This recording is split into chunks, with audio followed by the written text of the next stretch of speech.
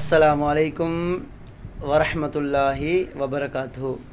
அன்பார்ந்தவர்களே, உடல் உறவின் மூலம் நோன்பை விட்டால் என்ன சட்டம்?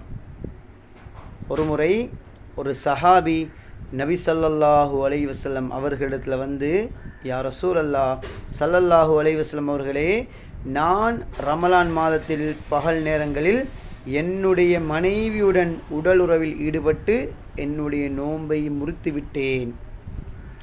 நபி ஸல்லல்லாஹு அலைஹி வஸல்லம் அவர்கள் அந்த சஹாபியை பார்த்து கேட்டார்கள், உங்களுக்கு ஒரு அடிமையை உரிமையிடும் அளவுக்கு வசதி உண்டா? அந்த சஹாபி முடியாது, வசதி இல்லைன்னு சொன்னாங்க. மீண்டும் நபி ஸல்லல்லாஹு அலைஹி வஸல்லம் அந்த சஹாபியை பார்த்து கேட்டாங்க, உங்களுக்கு தொடராக 2 மாதங்கள் நோன்பு பிடிக்க சக்தி இருக்கா? அந்த சஹாபி இல்லை என்றார்கள். மீண்டும் நபி ஸல்லல்லாஹு அலைஹி வஸல்லம் அவர்கள் கேட்டார்கள், உங்களுக்கு 60 மிஸ்கீன்களுக்கு 60 ஏழைகளுக்கு சாப்பாடு கொடுக்க வசதி இருக்கா?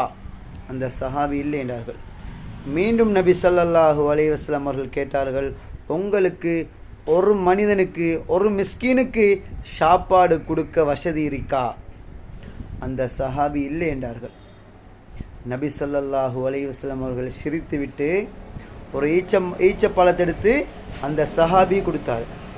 கொடுத்து போட்டு சொன்னாங்க நபி ஸல்லல்லாஹு அலைஹி வஸல்லம் அவர்கள், இந்த ஈச்சப்பழத்தை யாருக்காவது சதக்கா கொடுத்து நீங்கள் முறித்த நோன்புக்கு குற்ற பரிகாரமாக ஆக்கி கொள்ளுங்கள்.